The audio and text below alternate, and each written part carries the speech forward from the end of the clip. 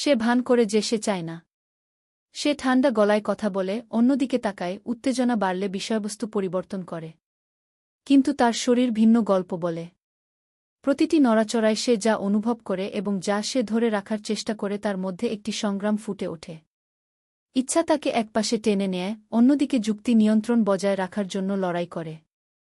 সে খুব দ্রুত তোমার দিকে তাকায়, সাথে সাথে দূরে তাকায়, চুলের এক টুকরো নিয়ে খেলে, পায়ের উপর আঁচড় মারে, অপ্রীতিকর বিষয় হাসে।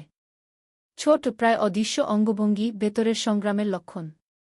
এটি এমন একজন মহিলার আচরণ যে নিজেকে প্রকাশ করতে ভয় পায়, কারণ সে কিছুই অনুভব করে না বলে নয়, বরং কারণ সে জানে যে এর ভঙ্গুরতা কী তা বোঝায়। দুর্ঘটনাজনিত স্পর্শ প্রায়শই সবচেয়ে স্পষ্ট। যখন তার হাত তোমার হাত স্পর্শ করে, তখন নীরবতা স্পষ্ট হয়ে ওঠে। সে হয়তো স্বাচ্ছন্দ্যের ভান করে, কিন্তু কাঁপুনি মিথ্যা বলে না। তার ত্বক, তার ঠোঁট যা অস্বীকার করে তা স্বীকার করে। যখন তুমি কাছে যাও, তখন সে সরে যায়, শীঘ্রই ফিরে আসার অজুহাত খুঁজে পাওয়ার আগে। এটা একটা সাধারণ ব্যাপার যেখানে কেউ অনুভূতির ভয় এবং ছেড়ে দেওয়ার প্রয়োজনের মধ্যে দোদুল্যমান থাকে।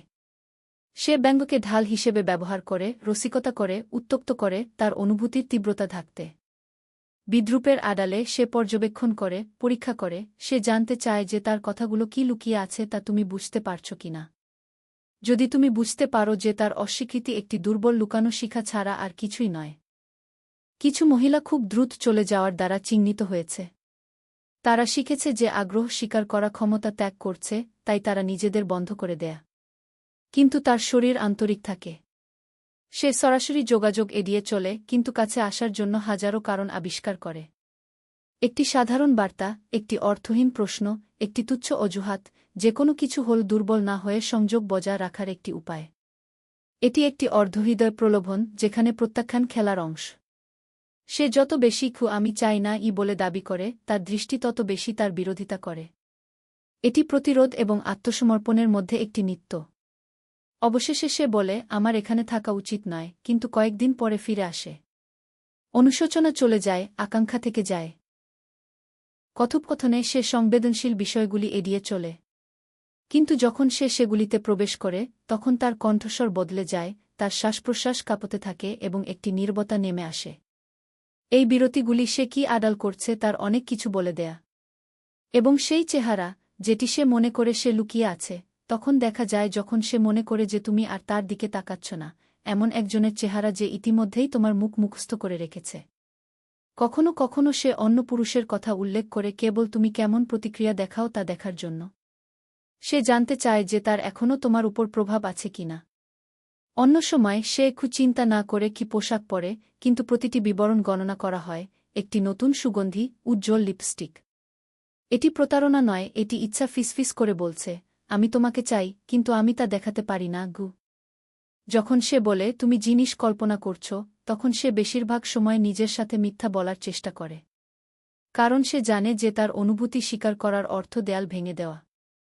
কিন্তু আকাঙ্ক্ষা টিকে থাকে, নির্বেশিক গেডে গোপনে প্রস্ফুটিত হয়। প্রতিটি পুনর্মিলনের সাথে সাথে সে আরও কিছুটা সংযুক্ত, আরও কিছুটা দুর্বল বোধ করে। যদি আপনি এই লক্ষণগুলি শনাক্ত করেন, তবে কোনো কিছুর উপর জোর করবেন না। দমন করা আকাঙ্ক্ষা ভঙ্গুর মাটি। হস্তক্ষেপ না করে আপনার শান্ততা দেখান।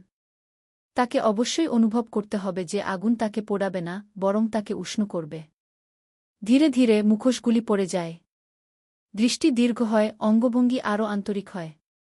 আমি চাই না এক নিঃশ্বাসে অদৃশ্য হয়ে যায়।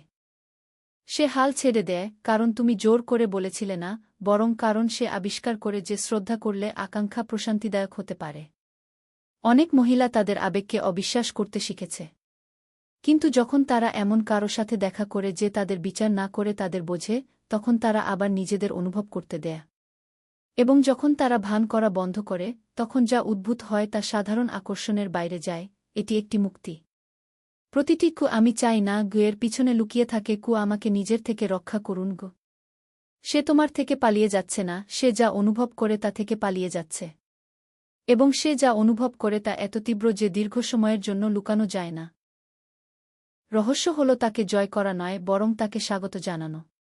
সে এমন একজন পুরুষ খুঁজছে যে তাকে আধিপত্য করবে, বরং এমন একজনকে খুঁজছে যে তাকে ধৈর্যের সাথে বোঝে। সময়ের সাথে সাথে প্রতিরোধ আত্মসমর্পণে পরিণত হয়। দৃষ্টি স্থির থাকে, স্পর্শ সবকিছু বলে দেয়া। আকাঙ্ক্ষা আর সংগ্রাম থাকে না, এটি সম্প্রীতিতে পরিণত হয়। সে আবিষ্কার করে যে অনুভূতি কোনো দোষ নাই, এটি জীবনের প্রমাণ। আকাঙ্ক্ষাকে অস্বীকার করা নিজের একটি অংশকে অস্বীকার করা ছিল। এবং গতকালের সংযম এখন গ্রহণযোগ্যতায় পরিণত হয়। যখন সে অবশেষে আত্মসমর্পণ করে, তখন আর কোনো অপরাধবোধ থাকে না, কেবল স্বস্তি থাকে। কারণ ভান করা ক্লান্তিকর। একবার গ্রহণ করা হলে আকাঙ্ক্ষা স্বাধীনতায় পরিণত হয়। সে বুঝতে পারে যে ভালোবাসা আকাঙ্ক্ষা থেকে জন্ম নিতে পারে, এবং সেই আকাঙ্ক্ষা পবিত্র হয়ে ওঠে যখন এটি আন্তরিকতার মধ্যে প্রথিত হয়। শরীর আর কারাগার নয়, বরং একটি মন্দির। এখন থেকে সে নিজেকে থাকতে দেয়। তার হাসি সত্য, তার দৃষ্টি শান্ত, তার স্পর্শ প্রাকৃতিক। আগুন সর্বদাইটা আছে, কিন্তু এটা জ্বলার পরিবর্তে উষ্ণ। সে বুঝতে পারে যে সত্যিকারের ভালোবাসা সীমাবদ্ধ থাকে না, এটা তোমাকে বড় করে তোলে। আর সেই আনন্দ যখন শ্রদ্ধায় আচ্ছন্ন থাকে তখন পাপ নয়। ঠান্ডা থাকার ভান করা, সে বুঝতে পারে তার নিজের মানবতাকে অস্বীকার করার সমতুল্য। সময়ের সাথে সাথে তোমার নীরবতা সহযোগী হয়ে ওঠে।